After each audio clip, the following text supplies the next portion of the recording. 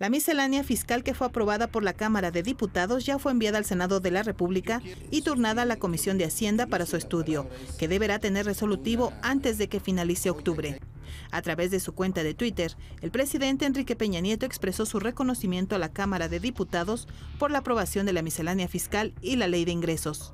La miscelánea tiene 34 modificaciones a las leyes del impuesto sobre la renta, ISR, del impuesto especial sobre producción y servicios, IEPS, al Código Fiscal de la Federación y a la Ley de Presupuesto y Responsabilidad Hacendaria, con las que se pretende recaudar por impuestos 4.763.899 millones de pesos, 16.954 millones de pesos más que lo propuesto por el Ejecutivo y con el que se pretende un crecimiento económico entre 2.6 y 3.6%. En el documento se acordó la liberación del precio de la gasolina y diésel para 2016. A partir de enero tendrán un pago fijo de IEPS anual.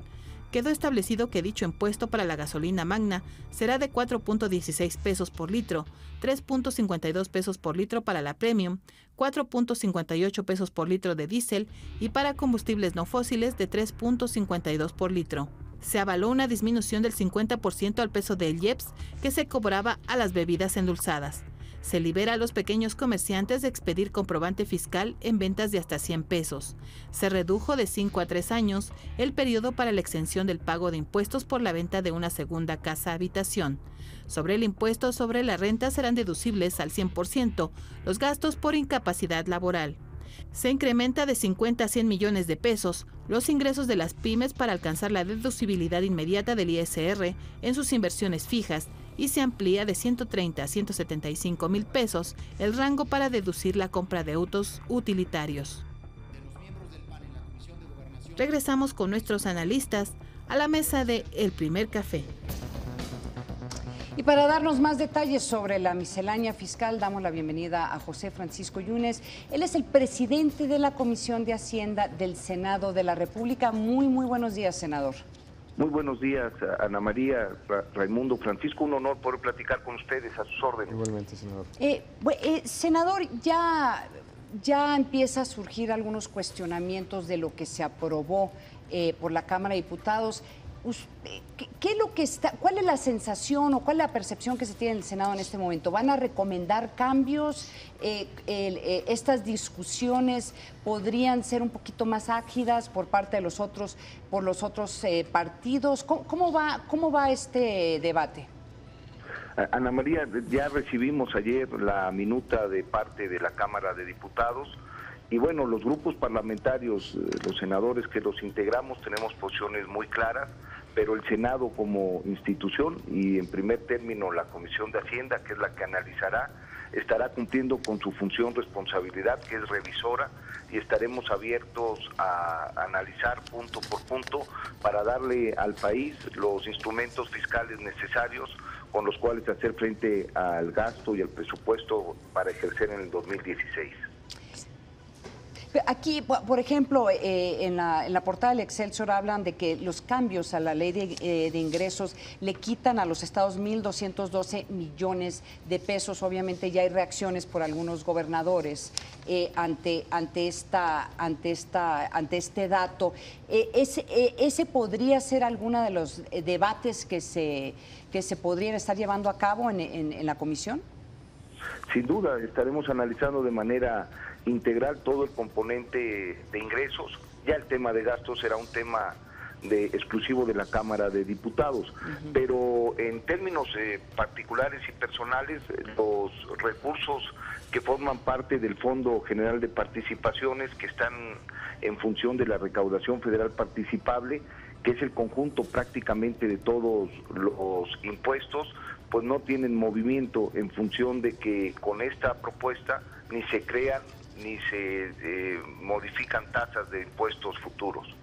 Senador, te saluda Raimundo Rivapalacio. Yo te quiero preguntar, el tema más público, el tema que genera mucha discusión en los medios de comunicación, en las sociedades, lo que tiene que ver con esta cuota, impuesto, exactamente qué es lo que se reduce en 50% para las bebidas edulcorantes, los refrescos. Y aquí comentábamos que no está clara la discusión si es un tema fiscal o es un tema de contenido calórico?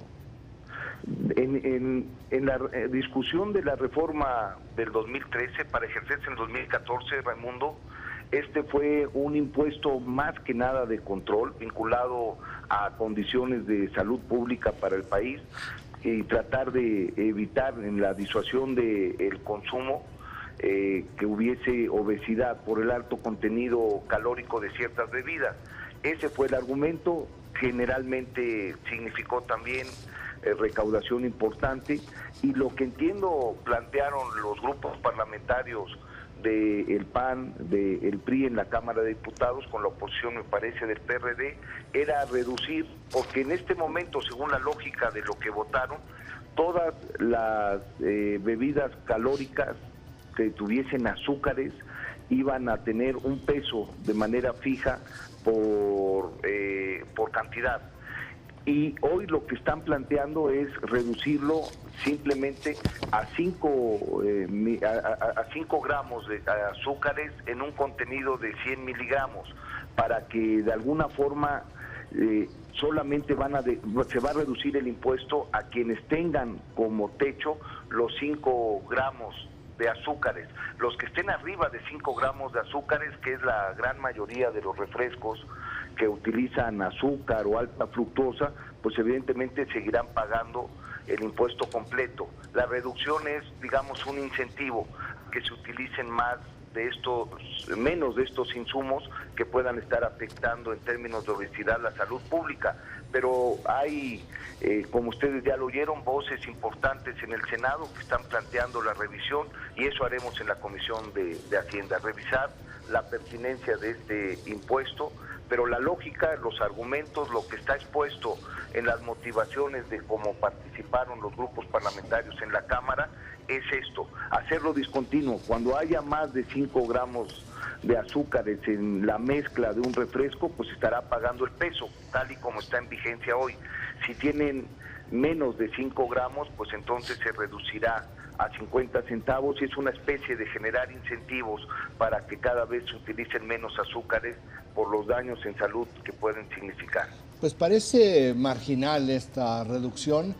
Sin embargo, la secretaria de Salud, Mercedes Juan, que supongo que sabe bastante del tema, ha estado criticando desde el lunes pasado esta medida, porque dice sí afecta todo el esfuerzo que se ha hecho para reducir la obesidad, y ella inclusive da resultados porcentuales sobre el avance que ha habido en esta lucha permanente contra la obesidad, y también en contra de la diabetes. Entonces sí hay una voz muy autorizada, ni más ni menos que la Secretaría de Salud, que dice no está esto bien.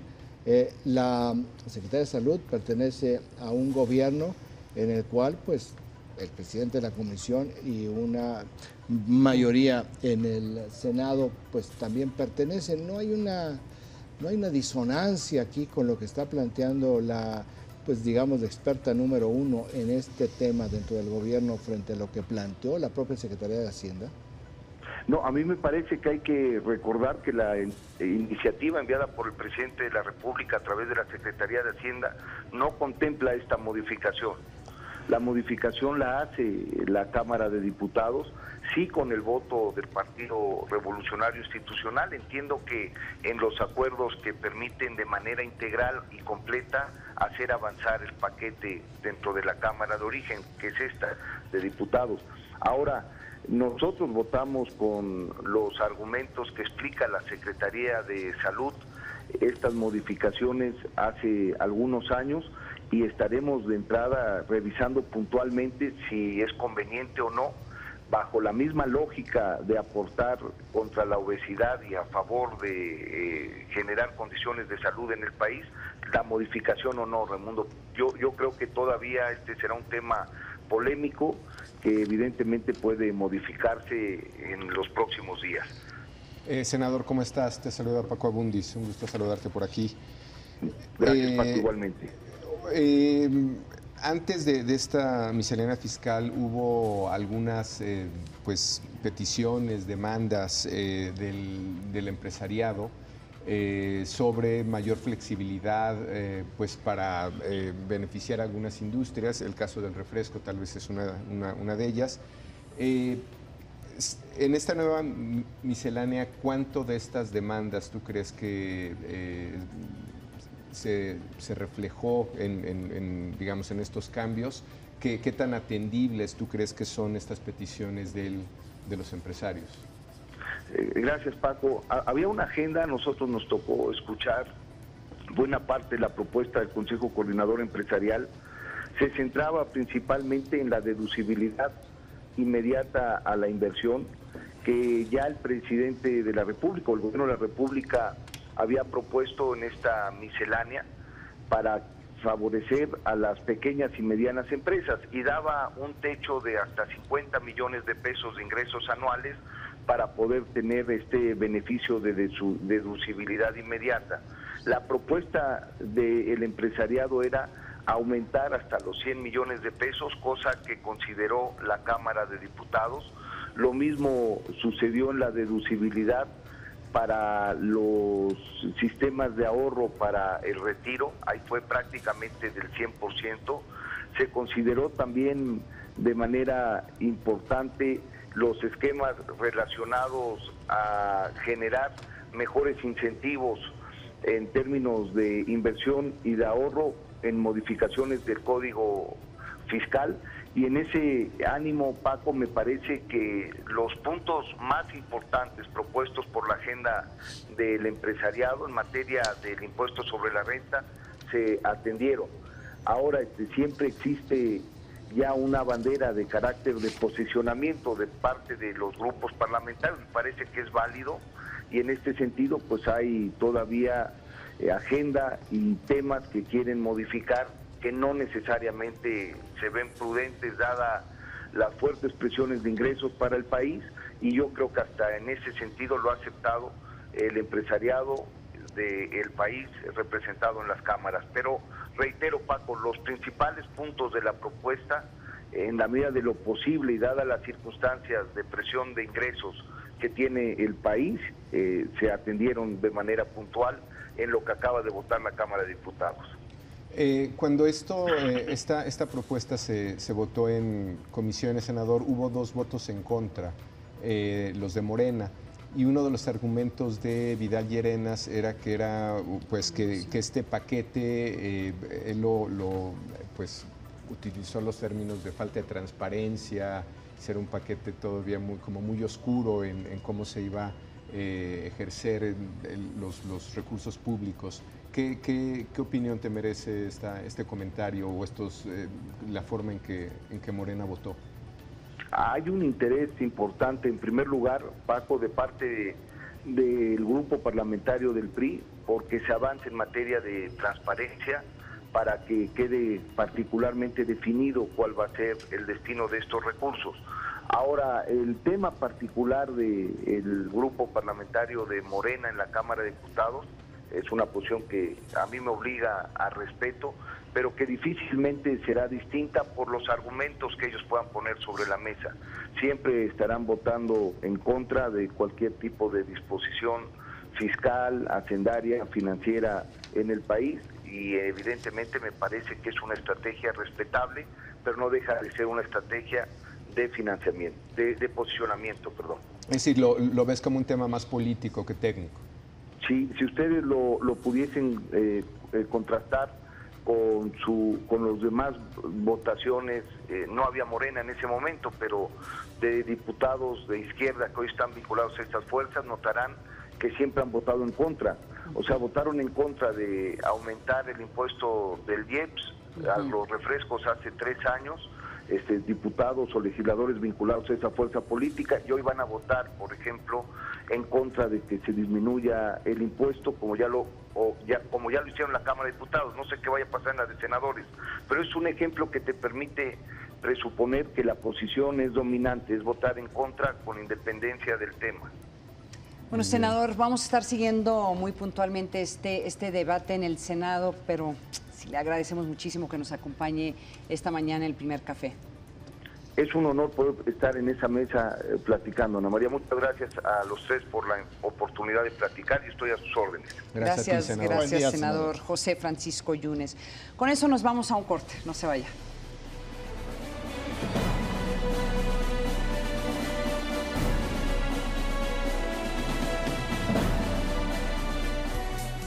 Ya está en circulación la revista La Capital de octubre.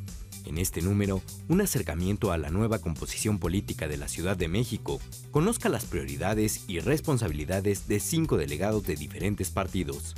Además, un paseo por las diferentes formas en las que los capitalinos honran, conmemoran y celebran desde diferentes concepciones el Día de Muertos. Todo esto y más en su revista La Capital. Gracias por continuar con nosotros aquí en El Primer Café. Oigan, muchísimas gracias por todas las personas que nos están escribiendo por Twitter. Hemos recibido muchos mensajes esta mañana, muchos comentarios. Me manda a decir Pepe el Tosco: fumar mota te cura del estrés, y pone así varias heces. Y la vida se vuelve color de rosa. No seas tan negativa, señora mía, en besos, y me manda así un peace and love. Pues ese es el tema, pues ese es parte del debate. Sí, la Secretaría de Salud, nada más para cerrar lo que va a venir hoy en la Suprema Corte de Justicia, lo que está argumentando es que es daño a la salud sobre la base de la Ley General de Salud. Sí. Entonces, es de las consideraciones que va a haber en la primera sala de la Suprema Corte de Justicia. Nos manda también un Twitter, Octavio Campos, que dice que ¿por qué no le hacemos caso a Twitter? El Twitter. Sí tratamos de hacerle caso la mayor parte de las veces que no nos acabamos el tiempo. Eso fue No, y ¿sabes qué? Él lo que dice es que había un Twitter que era @el_primercafé, y lo que hemos estado haciendo es más que nada estamos atendiendo los Twitters personales de cada uno de nosotros. Creo que en parte su argumento tiene algo de verdad, porque es Octavio Acosta. ¿Ya lo ves? ¿Ya lo ves, Paco? Es que no puede ser. Tiene toda la verdad. Sí, tiene toda la razón. Ahora, regresando al rumbo, subiendo la línea de flotación, Leticia Cortés, que es @LeticiaCortés3, nos manda un mensaje que sí es interesante atender, porque dice: recuerden el evento en Milpalta cuando destituyeron a Marcelo Ebrard. Se refiere a esto que se dio, si mal no recuerdo, allá por 2005, hace ya unos 10 años. No fue en Milpalta, fue en Tláhuac, donde cuando Marcelo Ebrard era el secretario de Seguridad Pública, y lo que sucedió fue el linchamiento de tres agentes federales de la Policía Federal. 2 de ellos murieron. Ahora, los quemaron vivo. Los quemaron vivo. Es muy diferente a lo que sucedió en Puebla, porque en aquella ocasión lo que estaban haciendo estos agentes federales estaban siguiendo la pista de la dirigencia de la Comandancia General de la guerrilla, del EPR, el Ejército Popular de Liberación, el Ejército Popular Revolucionario, y fueron detectados. Estaban en encubierto, que eso es muy importante. Pero fueron detectados por los sistemas de contrainformación de la guerrilla, y durante 15 días la guerrilla fue viendo su comportamiento hasta que una noche los detienen y los linchan. Y los linchan con el argumento de que estaban, lo mismo, o sea, que estaban secuestrando niños. Ahí la razón por la cual el entonces presidente Vicente Fox destituyó a Marcelo Ebrard, hay que recordar que tanto el secretario de Seguridad Pública como el procurador de Justicia en el Distrito Federal, el presidente es el que los nombra y también tiene la posibilidad de removerlos. Es una propuesta del jefe de gobierno, pero es el presidente de la República que tiene esa facultad. Por eso lo destituye, porque la policía del Distrito Federal vio y no actuó. Pero aquí, aunque es lo mismo en términos de lo que estaba sucediendo, es un componente totalmente político. Es un tema de inseguridad también, pero la motivación es otra. Sí, pero trabajando mucho con la psicología de la gente, llevándolos al mismo tema del secuestro, que eso es lo que tú mencionas de la inseguridad. El temor a que estén secuestrando a tus hijos te lleva a tomar decisiones, en algunos casos, radicales. Sí es distinta, distinto en la motivación central a lo que sucedió en Puebla. En Puebla sí es Fuente Ovejuna. Exactamente. En este caso hay un componente político detrás de esto. Si me permiten, voy a leer parte del comunicado de la Asociación Mexicana de Agencias de Investigación e Inteligencia y Mercado y el Colegio de Especialistas en Demoscopía.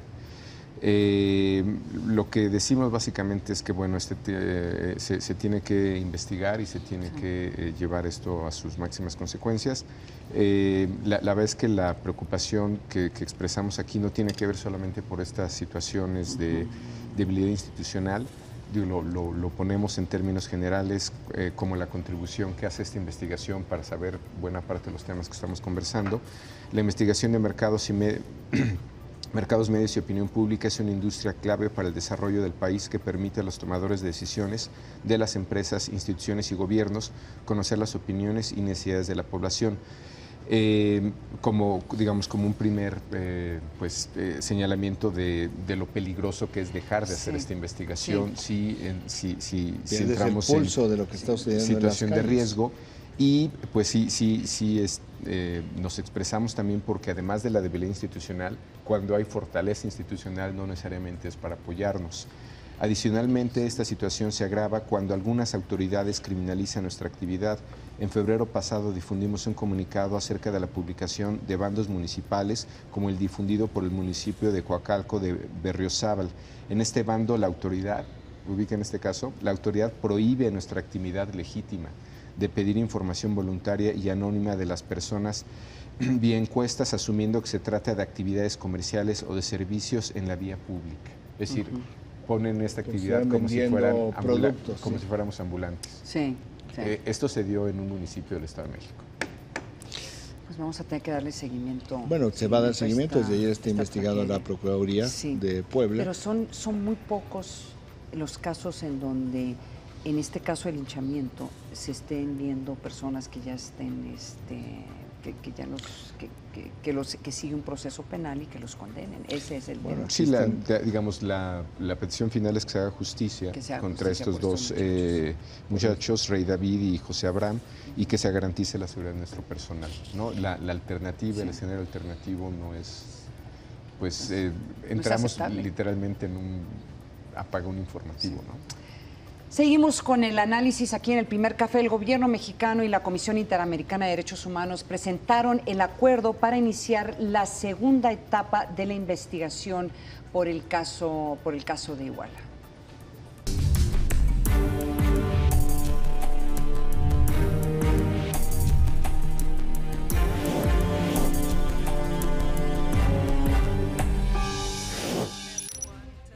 Mediante una audiencia pública en la sede de la Comisión Interamericana de Derechos Humanos en Washington, se presentó el acuerdo que guiará la segunda fase de la investigación de la desaparición de los 43 normalistas de Ayotzinapa en Iguala, Guerrero. Se trata de un convenio de colaboración de 10 puntos que fue firmado por representantes del gobierno mexicano y el grupo interdisciplinario de expertos independientes. Se reitera que la búsqueda de los estudiantes normalistas continuará y es necesario relanzarlo a partir de esta estrategia que se defina en el plan de trabajo que se establezca.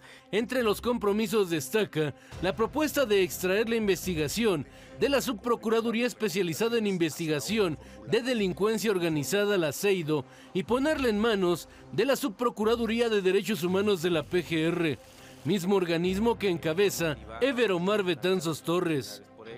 Puntualizan que el nuevo equipo de investigaciones deberá contar con experiencia y la confianza de la PGR, de los expertos de la Comisión Internacional de Derechos Humanos, así como de representantes de las víctimas.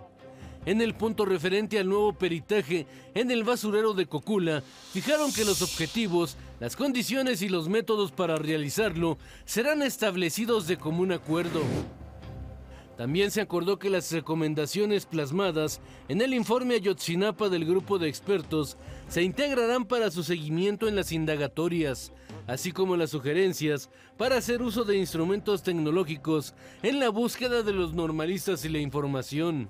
La Procuraduría, a través de los protocolos que se emitan en consenso con el grupo de expertos y con las familias, emitirá los medios necesarios para que se informe de manera primaria y prioritaria de cualquier avance o hallazgo relevante en la investigación a las familias. Sobre la solicitud de permitir que militares sean entrevistados por los expertos, Roberto Campa, subsecretario de Derechos Humanos de la Secretaría de Gobernación, sostuvo que esa facultad es exclusiva del Ministerio Público. La continuidad de las indagatorias sobre el caso también fue abordado durante el encuentro que sostuvo anoche el secretario de Gobernación Miguel Ángel Osorio Chong con los integrantes de la Comisión Especial de Ayotzinapa de la Cámara de Diputados. Regresamos con nuestros analistas a la mesa de El Primer Café. Se comentó mucho sobre este tema al principio del programa, Raimundo y Paco. A mí lo que yo quisiera poner sobre la mesa es cómo ha cambiado el discurso por parte del gobierno. Por una parte, creo que ya se dieron cuenta que la estrategia de comunicación, la forma en que estaba manejando el gobierno federal en general, la Secretaría de Gobernación y la Procuraduría, estaba creando no solamente un ambiente como de cuestionamiento si se estaba o se está tratando de esconder algo en esta investigación, sino si se está tratando de proteger a alguien. Entonces, la forma en que la forma en que habla el gobierno, hablando de una segunda fase, como que reconociendo que la primera fase habría que de la investigación hay que revisarlo y hay que cuestionarlo, creo que es sano para el gobierno.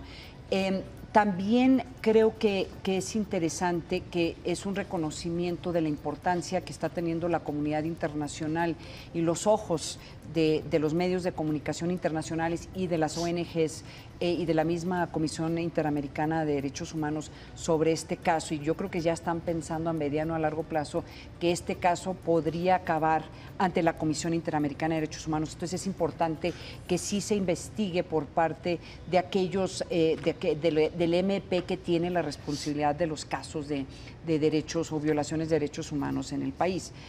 Sí creo que el hecho de que lo estén investigando desde una óptica de derechos humanos no deja que una de los datos más importantes, y lo reconocen los expertos de la Comisión Interamericana de los Derechos Humanos, es el vínculo que podría haber con grupos de delincuencia organizada. O sea, no se puede quitar esa parte de la investigación, y seguramente la CIA debería de estar participando o apoyando a esta investigación. Lo que sí creo es que sí sigue un proceso un tanto políticamente correcto de tratar de proteger a los estudiantes de que ellos tengan cualquier vínculo con grupos de delincuencia organizada, o por lo menos personas que iban con esos estudiantes en su momento, y sigue esa insistencia por parte de los expertos de decir que ellos hasta el momento no tienen ningún dato que vincule a los estudiantes o gente que iba con los estudiantes con el grupo de crimen organizado. Entonces ese yo creo que va a ser uno de los grandes temas. Y claro, pues qué fue lo que pasó en Cocula esa noche, si fue ahí donde se quemaron los cuerpos o hay otra explicación. Yo haría un matiz. Yo no ubicaría la PGR como institución que hace dos tipos de investigaciones. Yo sí insisto en hacer una personalización de las cosas. Yo creo que aquí el exprocurador Jesús Murillo Caram es el responsable político del desastre. No es necesariamente ni la CEIDO en su conjunto, ni mucho menos la Procuraduría General de la República en lo total. No podemos hacer esto porque hay información e investigación que generó la Procuraduría General de la República, que generaron los investigadores, que se generó en la CEIDO, que fue simplemente omitida por el procurador Murillo Caram, con este tipo de arrebatos que tenía él de decir nadie sabe más que yo. Esto es una constante en el procurador Murillo Caram, que lo que hizo fue, con este tipo de actitud, mucho daño a la investigación, porque se cerró ante las informaciones que le proporcionaban para que se pudiera refinar de una manera mucho más clara lo que llamó su verdad histórica, que también hubo cuestionamientos internos en la PGR a la utilización de la verdad histórica, como por ejemplo, un tema polémico es el basurero de Cocula, que ya vemos que se va a resolver como debe resolverse por la vía científica. Y el otro tema es el quinto autobús. Sí, bueno, claro. Pues el quinto autobús existe en la investigación, hemos dicho aquí, de la Fiscalía General de Guerrero y en la investigación original del Aceido. Lo único es que el quinto autobús, y no lo vamos a entrar en esos detalles, no sale por la puerta principal, sale, de acuerdo con los videos, por una puerta lateral de la terminal. ¿Por qué no lo manejó el procurador Murillo Karam? No lo sabemos, pero sí quiero yo más personalizar el tema de la investigación en él y no en una institución. Creo que, perdón, la forma en que está reportada esta nota dice mucho o refleja mucho a lo que te refieres. El gobierno federal afirmó a través del secretario de Gobernación que está dispuesto a rectificar la llamada, entre comillas, verdad histórica. O sea, esa frase en sí misma dice el origen de la frase, el origen de la expresión. El que estuvo mal es el procurador Murillo Karam. Sí. Con eso nos vamos a un corte, no se vaya. Vamos a regresar.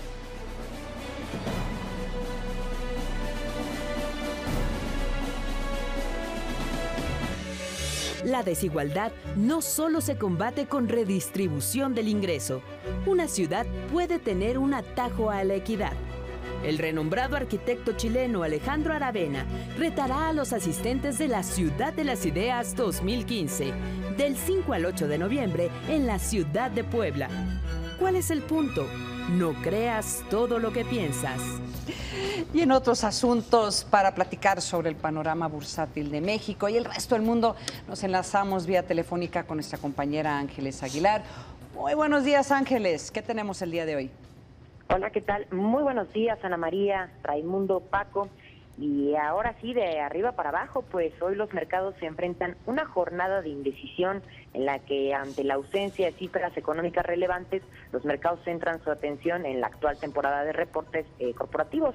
En Japón, la expectativa de mayores estímulos por parte de su Banco Central llevó al Nikkei a cerrar con un incremento de 1.91%. Por su parte, la bolsa de Shanghái se desploma 3.47% luego de los datos negativos de algunas empresas de construcción de ese país y de la empresa de energía Petrochina. En contraste, en Europa, por el momento, domina el optimismo y todas las miras están puestas en los resultados empresariales y a la espera de la reunión de consejo del gobierno del Banco Central Europeo que se va a dar el día de mañana. Aquí los inversionistas esperan que la institución que preside Mario Draghi confirme que pues la puerta está abierta hacia nuevos estímulos en caso de ser necesarios. El DAX de Frankfurt con un alza de 0.97%, el CAC de París sube 0.77%, el IBEX de Madrid marca un incremento de 0.71% y el FTSE londinense un 0.49%. En Wall Street, a su vez, pues terminó anoche a la baja. El Dow Jones de los industriales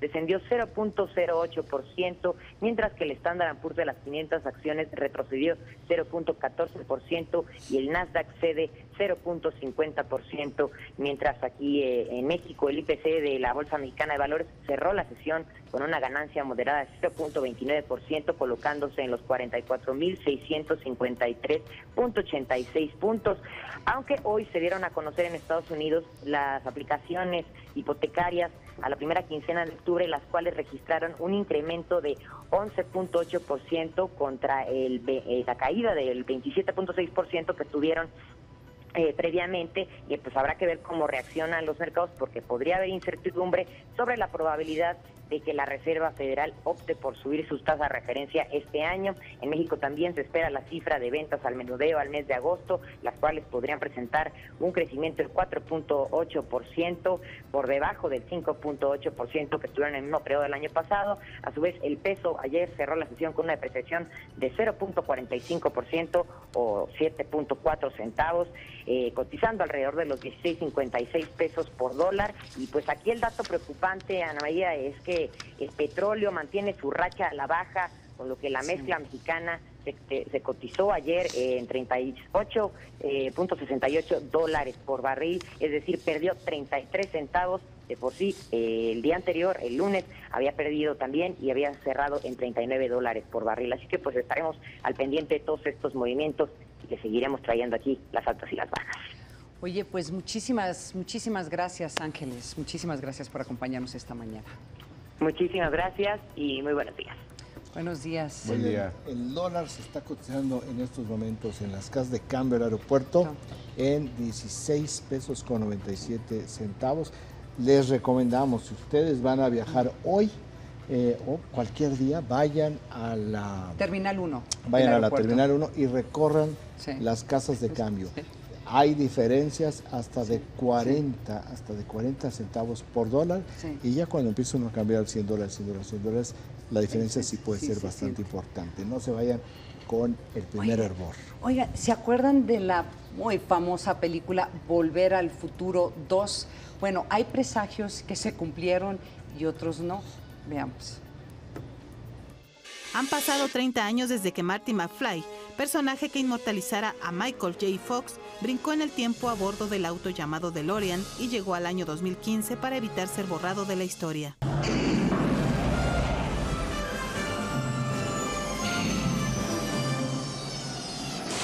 Hoy, 21 de octubre, se cumple la fecha marcada en la película y son múltiples los datos curiosos que sobresalen por sus predicciones.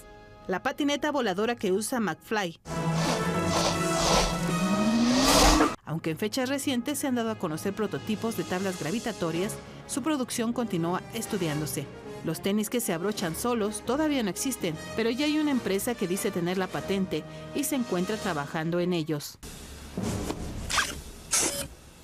Al entrar a un café, Marty se sorprende por la cantidad de pantallas que sustituyen a los meseros. Welcome to the Cafe 80s, where it's always morning in America, even in the afternoon.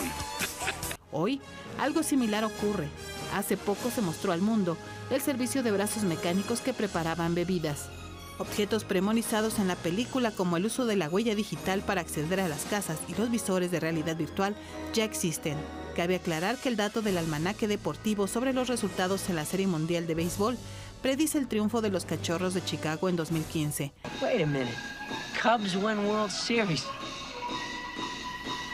Algo que parece no pasará, pues ganan contra un equipo de Miami que no tiene equipo en Grandes Ligas desde 1989. Además, los Cachorros están a un juego de ser eliminados por los Mets de Nueva York. Regresamos con nuestros analistas a la mesa de El Primer Café. Y con esta nos vamos. Gracias por acompañarnos aquí en El Primer Café. Hasta mañana.